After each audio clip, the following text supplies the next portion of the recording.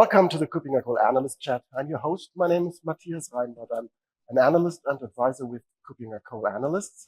And today is a very special episode because episode is taken really almost live at the EIC conference in Berlin on Berlin Alexanderplatz at the BCC. And for that, I have invited two guests. First of all, I want to introduce, of course, my colleague, Mike Neuenschwander. He is, of course, an IAM pro for decades. But it's his first time as an employee at KuppingerCole being here at EIC. And the second guest is a surprise guest. This is Adam Callen. He is a blogger, and he is here to just also have a look at EIC. And we want to talk mainly about our experiences, their experiences at EIC. And that's why we're here. Welcome, Mike, and welcome, Adam. Thank you. Hey, Matthias. We really want to start just catching first impressions, starting with you, Adam. You're just here for a few hours. How does EIC look like to you? I love it. So my immediate first impression, I got dropped off by my taxi at the wrong place, so I had to walk here. So while walking here, I saw the outside area where you have all the food trucks and the outdoor area. I think that's probably my favorite part because a lot of times you're stuck inside and stuffy. It's nice to be out, having a beer with your friends. And then inside, I love the flow of how everything's arranged. Like that was one of the first things I mentioned to you too, right? Is it's not really vendor specific, so you're not being sold all the time. It's more about the talks and the people and the education that's going on. So for me, that's massive. So the fact that there's vendors there, it's cool, but it's very flow. You walk from place to place, up and down. I mean, a lot of it has to do with the convention centers, but you guys picked it. So I think overall, it's a really great opportunity what you guys put together. Great to hear that, Mike. Your first impression. It's your first time at BCC, right?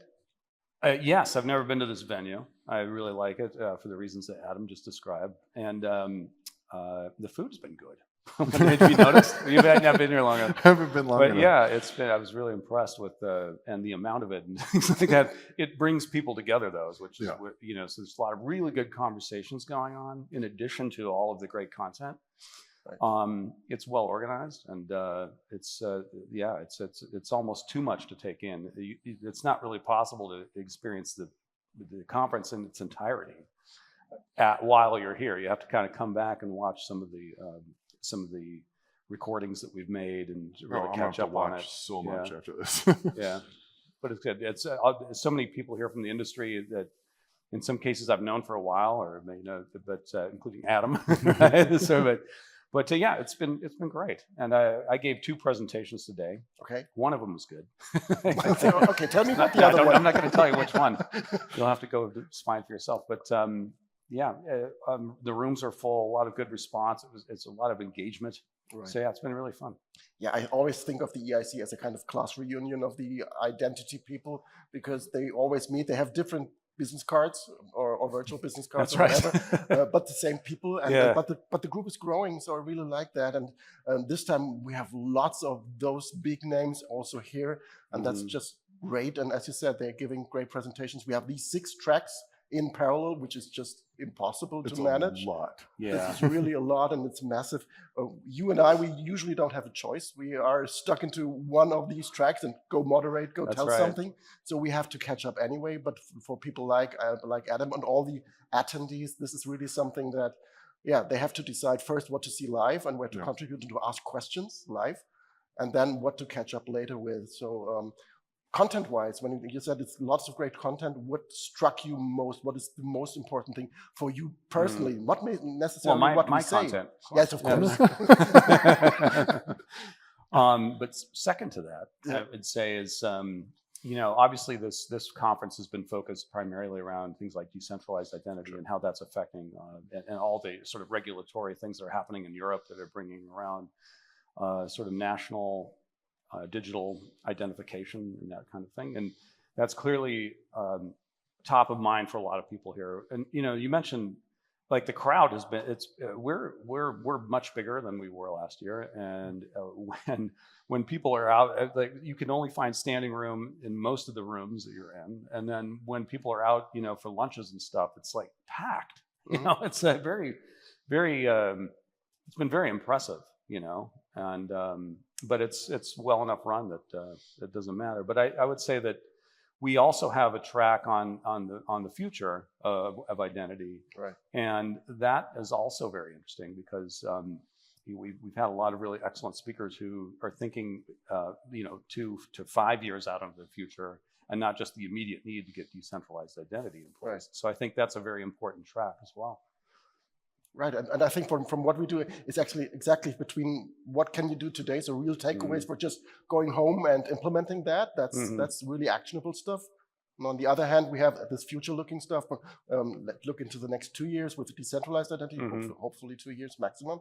Yeah, we can't take it more than that. Yeah, but also, as you said, the future-looking stuff, really saying what happens in 5 years, what can you prepare today with the identity fabric to say, okay, what can we prepare for the future? Yeah, and that's heavily influenced by AI, because that's really we've talked about this, and that's kind of an area. You're not just a blogger, right? You want to say what else you do? It's all good. Yeah, just like yes. So our background, we do IAM implementations like everyone else does at these conferences. But the fact that you bring in, like, saying you have the future conversation of where IAM is going in the future, that's what our company focuses on the most, is the future tech more than anything else. So like DID, decentralized ID, self-sovereign ID, AI integration. To me, that's where everything is moving forward to.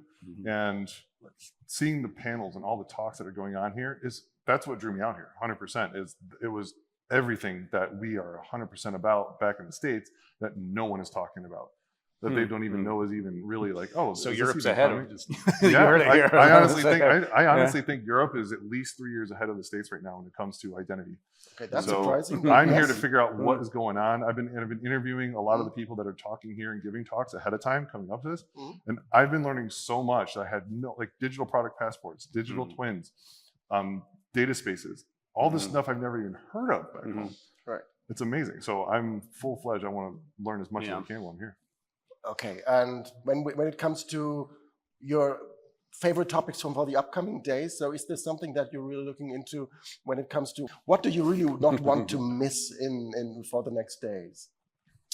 Well, that's okay. This is a little bit problematic because, first of all, I don't want to miss sleeping because I'm still working that out. Okay, so if I can get that done tonight, then of course there's some really important. The thing is I get pulled into interviews all the time and stuff like this. But I will miss some of these topics. Sure. But we will continue to talk about how much the regulatory environment in Europe is, sort of moving the industry along, which I find, fascinating.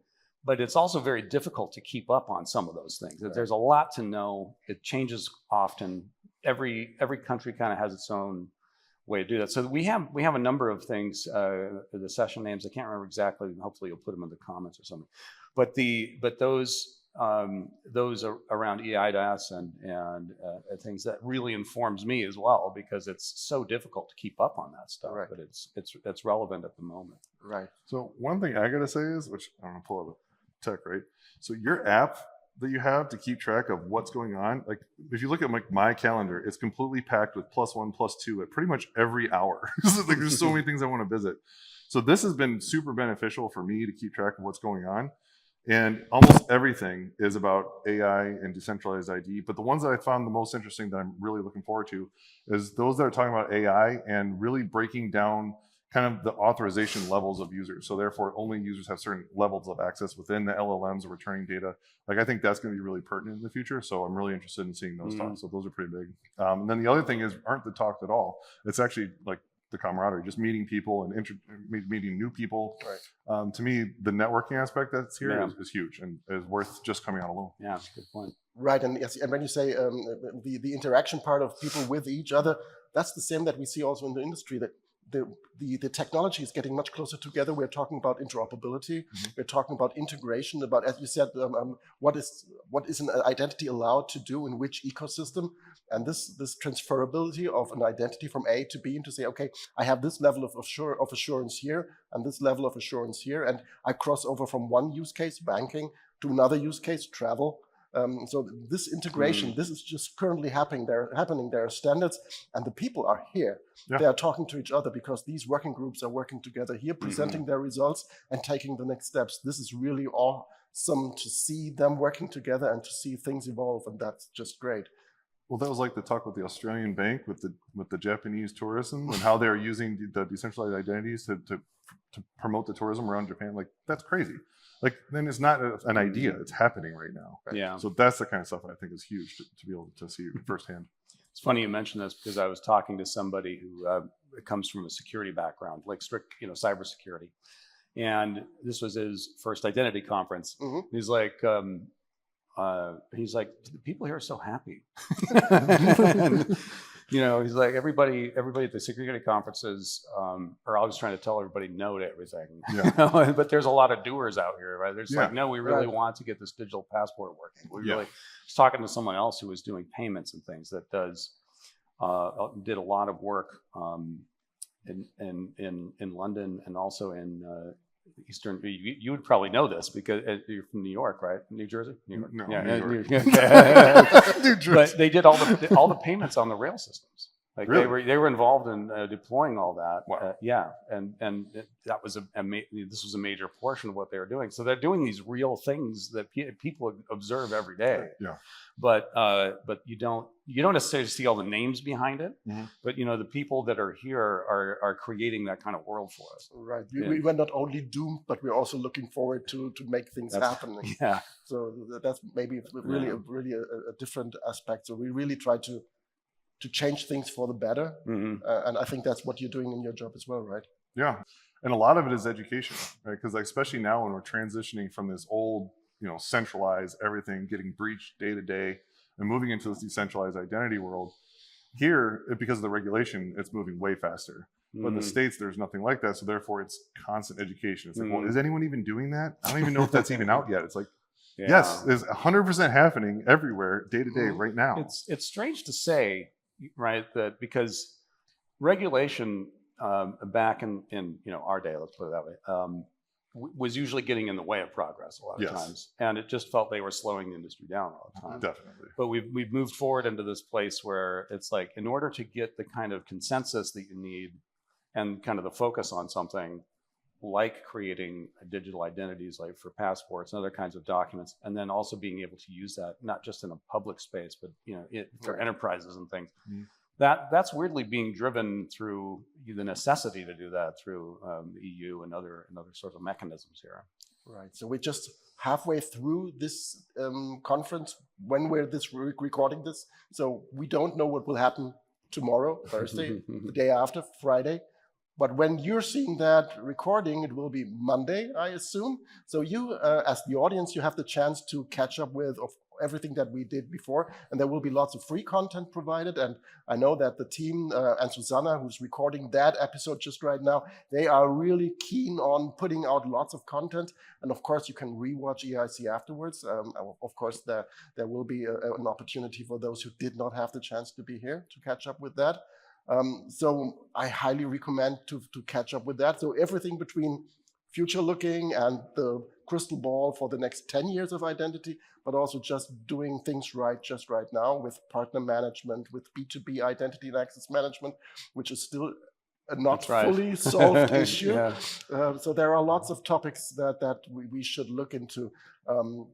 Any final thoughts when you have a first look at EIC for a few hours just right now, that you expect from such an event in Berlin, in Europe, in this different kind of setting? I'm looking forward to afterwards, the nightlife. I'm looking to go out and hang out with some there's people a little bit of that too. In the beer halls. Berlin is one of my favorite cities in the world. I've been coming here for about 20 years now. Right. So I have a lot of friends, but it's definitely a center in Europe. So I'm super excited to be able to, all the people I'm meeting here and the new friends I'm making, to really go out and hang out and have dinners and really just enjoy the company of everybody. Right, Mike, what are you looking forward to? What am I looking forward to? I think sleeping mainly. Okay, we got the sleep. That's my nightlife. But, I am looking forward to. I really do enjoy the conversations. Like you can't walk 20 feet in the hall without striking up a great conversation, and that those kind of connections end up being lifelong for the most part. And like you say, people change companies whenever the situation requires. but they all tend to sort of be a very close knit group anyway, and it's just wherever you are, that's really cool. So I do really look forward to the networking opportunities. Absolutely, and actually one final thing that I'm really looking forward to is we're currently stuffing Martin Kuppinger with all the input that we gathered during these 4 days for his closing keynote, and I'm looking forward what he will or what will make it into the closing keynote. That will be that will be an interesting point of view. Before we close down, of course, we give you a chance to promote your outlet. You're a blogger. You're showing your stuff, and what's your URL? Where should we look? So I would say you can find everything we do at Nyedis IAM. So Nyedis IAM on Instagram, TikTok, YouTube, Spotify, Audible. I mean, we're everywhere. Okay, and that was tell them the name of your. So the podcast called the Nyedis Anarchy Series. Yeah. I try to keep it very informal, and I mean, look at me. Yeah. I like to say it how it is. I'm pretty blunt and honest with everything, and I like to talk with really industry leaders and what's going on. Great. Thank you very much for being here today. Thank you very much, Mike, for showing your first experience at EIC. And thank you very much for your attention. Looking forward for the next episode, then back at the usual setting. There will be a break after this episode, but we will restart our podcast when all the free content from EIC is out there in early July. So thank you very much for being my guest today. Thank you. Thank you. If you're an identity, you need to be at this conference more than any other conference. Trust me, this is not a paid promotion. This is the birth of everything in the future of identity is here. I promise. Wow. Thank you. Yeah.